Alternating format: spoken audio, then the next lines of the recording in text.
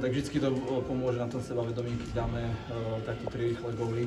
A som rád, že nám tam padalo dobrý forček a potom sa ten zápas od toho odvíjal, že sme to kontrolovali do konca zápasu a skvelí fanúškovia nás hnali dopredu po celý zápas a sme radi za výhru. Začal to mladý Vajko, čo to stojí takto cez narodeninový deň? No tak 18 rokov dneska, prvý deň dospelá, hneď gól, čo je super, ako vyzerá dobre na to mladé, sebavedomo hrá, pomáha mu, takže som veľmi rád za neho a verím, že mu takto bude pokračovať a musím sa s Galim dohodnúť, čo ho čaká ešte do tej kasy prispieť. Celkovo ale výborne na oboch stranách, aj brankár o 5-0 a inkasol si menej gólov ako zápasov, myslím, alebo je to cca plus minus, takže fantázia vôbec sezóny. Áno, brankári nás držia zatiaľ v každom zápase, nám dávajú šancu na výhru.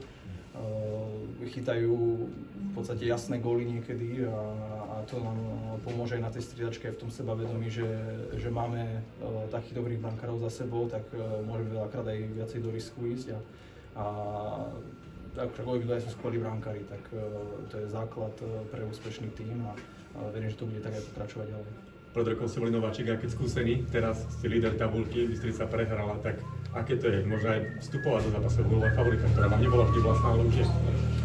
Áno, tak my sa nejako, sme tak celý tým nastavení, že sa nedívame takto moc dopredu, my sa sústredíme na tie najbližšie zápasy a to, čo môžeme ovplyvniť. Dneska super zápas, vyhrali sme, teraz dobrá regenerácia, zajtra tréning a vieme, že nás čaká Bratislava v nedeľu, tak musíme si pozrieť video, nachystať sa dobre a podať zase ďalší tímový východ. Miro, ty väčšinou dáš góly v druhej tretine, dneska v tej tretej to padlo, tak povedz niečo k tomu gólu. Ako hovorím, ten forček nám išiel po celý zápas, mali sme tam viacero pochytaných pukov a z toho vlastne pramenil ten gól, kde Jožko aj Dubro dobre zahrali, natlačili sme tých bekov a on trošku zazmetkoval a on v podstate ten puk dal a už som išiel sám na bránu, videl som voľné pri tyčke, tak som rád, že to tam padlo a dúfam, že to bude tak aj pokračovať teraz ďalej. Okay. Miro, oslabenia zatiaľ 100%. Už si pamätáš niekedy zo svojej kariéry, že by prvých 6 zápasov, alebo vôbec 6 zápasov za sebou tvoj tým neinkasoval vôbec v očitnej nevýhode?